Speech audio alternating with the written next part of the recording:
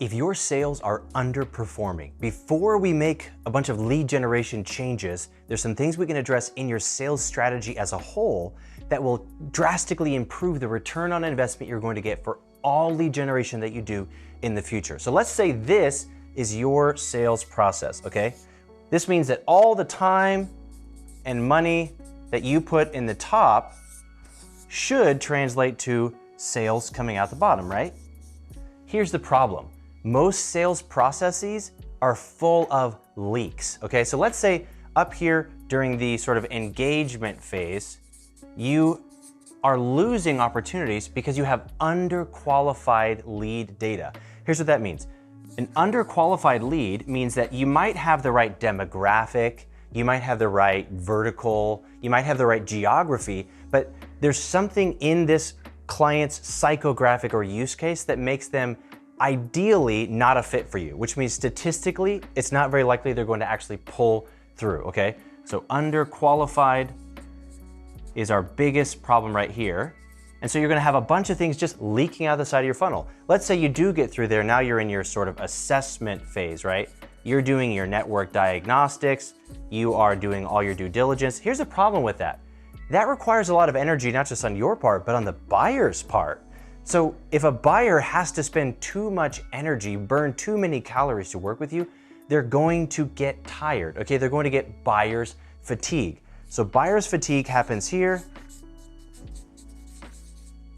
What this means is, even if they are not necessarily a dead deal, it's gonna take a 30 to 60 day sales cycle and turn it into a 6 to 12 month sales cycle. If you're consistently having a long sales cycle, you're probably making them do too much work to actually want to work with you. So let's say they've overcome this one, you've overcome this one, you've got people now into the proposal stage, okay?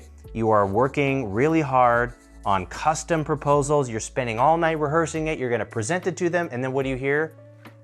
Nothing. You hear crickets. This is the biggest problem of all, is the vanish, okay?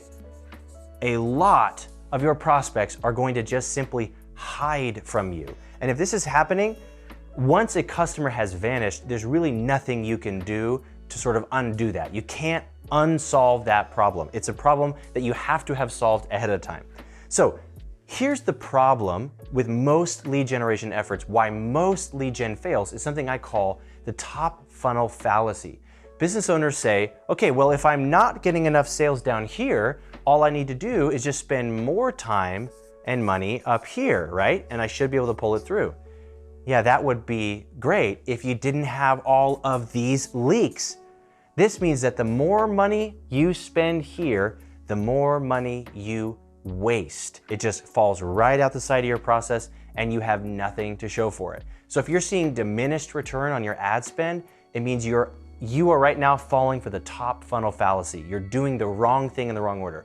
So here's what we need to do. We need to solve these problems. In the Feel Good Close, we do it very, very simply. Starting with underqualified leads, we're going to shore up that leak with a really good ideal customer profile.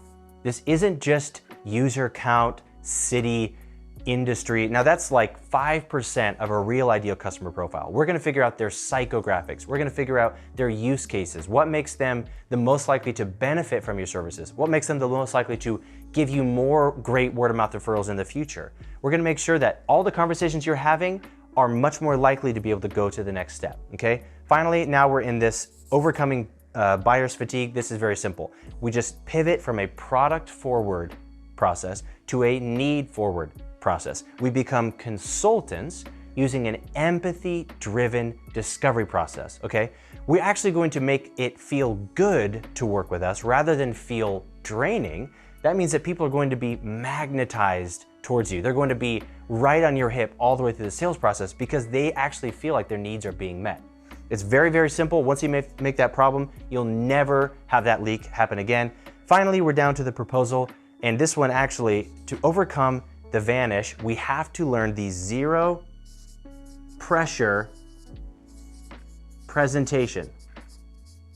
It's exactly what it sounds like, a presentation that does not put any new or foreign pressure on the prospect. The way we accomplish this is by making sure that everything that they hear in a presentation call is something that they've already heard before, and it's usually something that we got them to say, okay? It's all going to feel like their idea.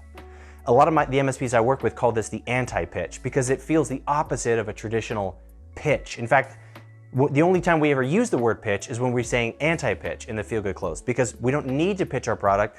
The prospect's going to pitch it to themselves using the zero pressure presentation, which is what's going to help make sure that you can actually ask for the order right there in the meeting. Now, once we've shored up all of these by consulting with empathy, by having the zero pressure presentation, and by having a really qualified ideal customer profile, now we're one step closer to being able to actually spend money here and know that we are much more likely to get it all the way through to the bottom.